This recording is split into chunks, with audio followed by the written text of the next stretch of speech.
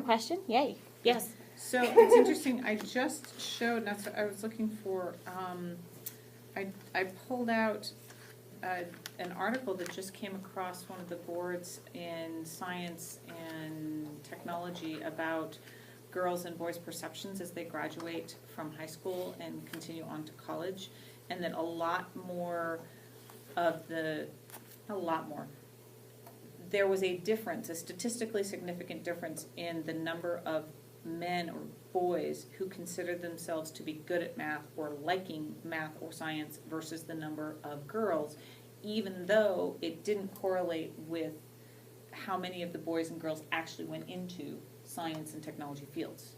So whether the girls are going into science or math or technology fields doesn't seem to be correlating with what they're thinking about whether they actually like it or I'm good at it or it's something I enjoy doing.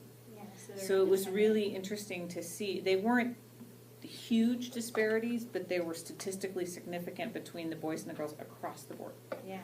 And it was very interesting. I showed it to my stats class, but it was. Yeah. And the studies are really detailed about how physically, if a girl and a boy are sitting in a classroom and specific types of content are being presented, girls are going to find certain things more pleasurable and boys are going to find certain things more pleasurable. So it could be that messages that people are giving them about, here's what you should go into, here's what you should think of, aren't necessarily going back to like what they find pleasurable or not.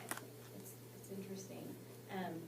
There was, they tried like in the early 90s to put forth a bunch of studies that said, well, girls just really aren't interested in math and science, and that's the problem, and they didn't really look at anything else in concert with that. Have there been any studies done about having strong women teachers in math and science? Yeah, there's been studies done on role modeling, and the latest one to come out was just last year.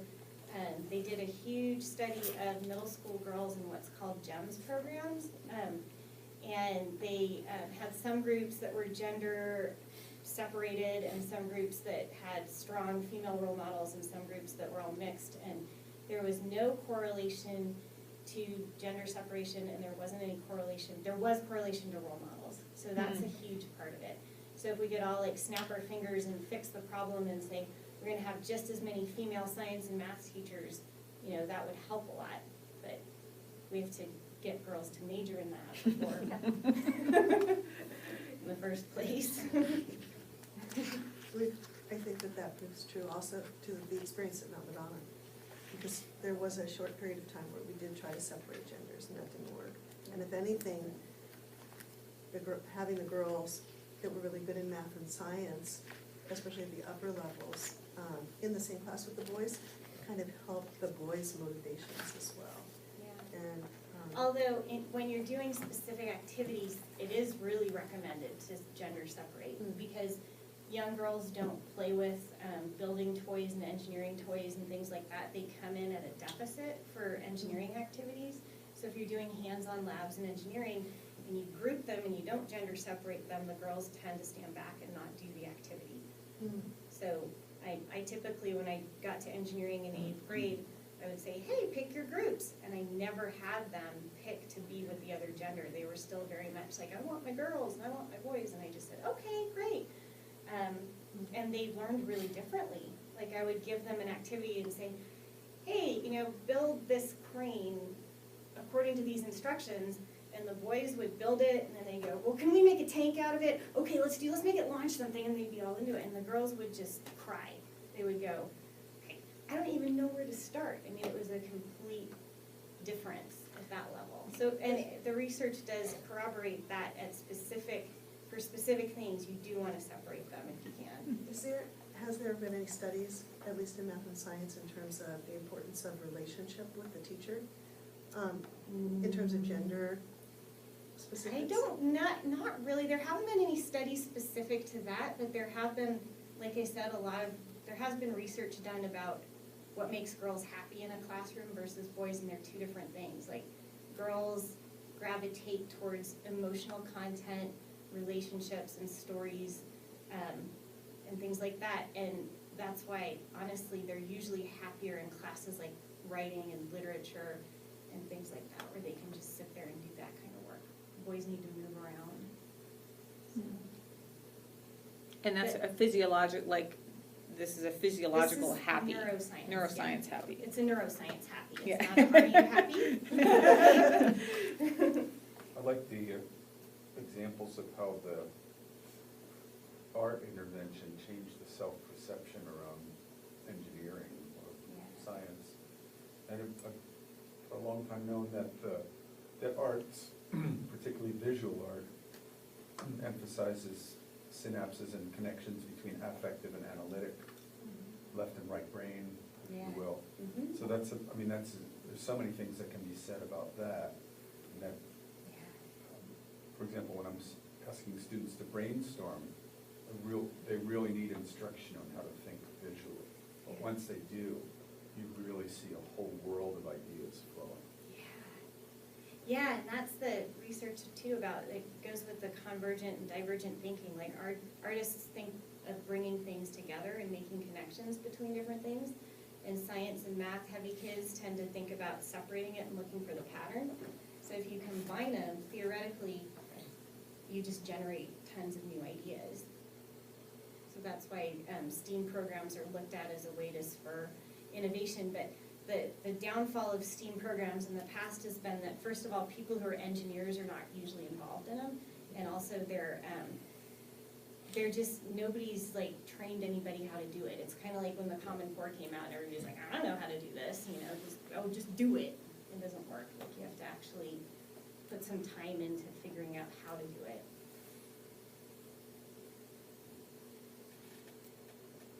I think the other challenge is that the people who have done it, we often teach the way we were taught.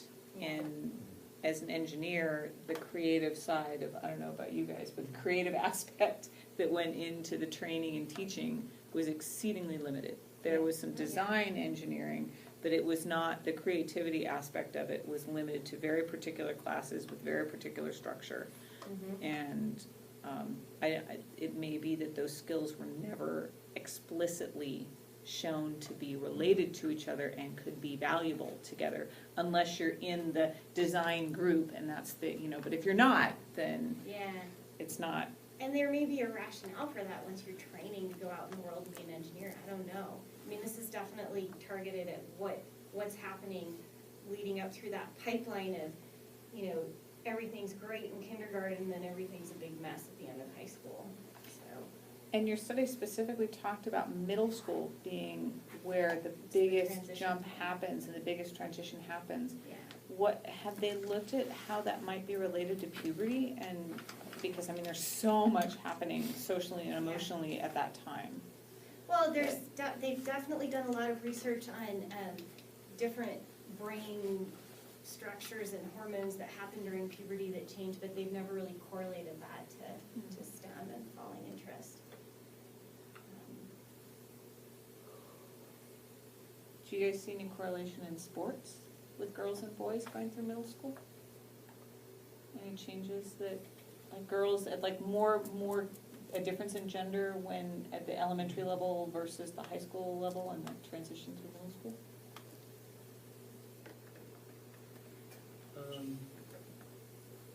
It's I think I don't know if it's just development, but from my experience, it seems like in elementary school, girls and guys are more likely to compete head to head and feel like more of an even playing field, where in middle school it seems to break apart a little bit and starts to see girls and start to feel like it's not an even playing field. I don't know. That's physical development, or it's just pressure to really separate everything. More sports are separated by gender. Yeah. And it's getting better, but this gender biases still exist as far as athletics goes, and that gets passed down by the parents. And that the little boys will be you'll more often see little boys in little t-ball and soccer and swimming, and to a lesser extent the little girls are now, but they're playing catch-up.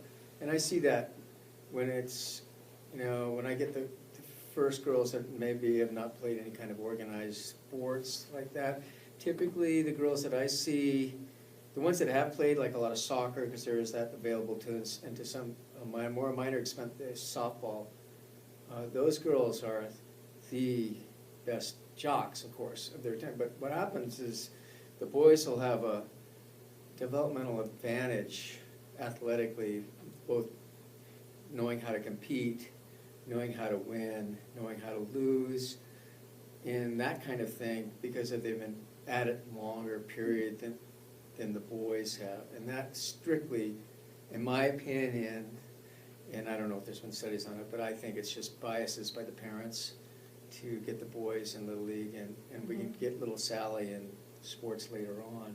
I think that's what I see all the time, so that it gets, they're at a definite disadvantage as starting theirs competitively.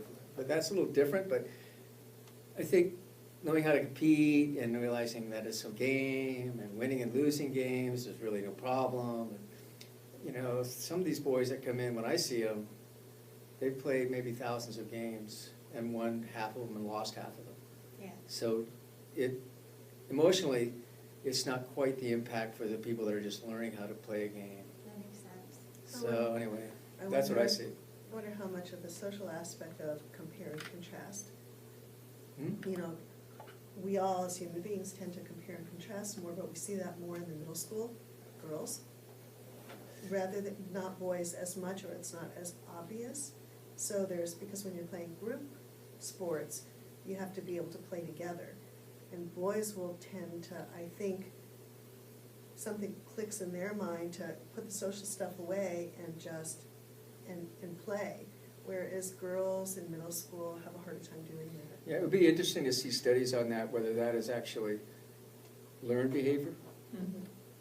just because of social biases in our culture, or it is actually more hardwired biologically. Mhm. I have no clue. I don't know anything about that. I have no idea, I know that in but- hockey, we eventually would only play against boys because girls held grudges. for So if you long. started young, you know, I think that kids that have played group teams together tend to know how to play group teams later on.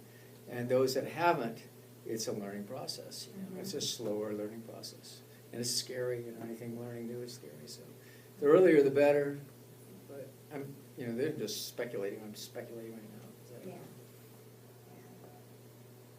It makes me wonder if something's different about how science and math are taught in the elementary school versus how they're taught at the middle school, that both genders seem to connect and get positive interaction with it in elementary, but then something changes about how it's taught in middle school that changes how they connect to it. That I can definitely answer. That was part of the rationale for the study, is that elementary teachers are typically art and language specialists. So when they teach science, they're thrown into that, and they use art to teach science naturally. So that was part of the rationale for the study too. And when I use art projects to teach science, a lot of times the girls give me feedback that, oh, I know how to do this. Like this, why, they wonder why they were expected to learn things one way, and then all of a sudden it's completely different. So there's more of a gentle transition if you can once in a while integrate art. I think you're onto something. I just think it's really nascent and really early in how we're going to integrate art into these technical programs. I mean, I see some of the suggestions and they're okay, but I'd like something a little more in-depth, more tested out, but I think it's a good idea. I mean, I know when I was teaching for, 2 weeks, those 7th graders, and because I had that extra long class in middle school, great, thinking, what am I going to do with these guys? So, I teach them a little bit of pre-algebra, and then I'd say, okay, first one, now I want you to go up there and draw a picture of Billy right now on the board. They would jump right on that, They have no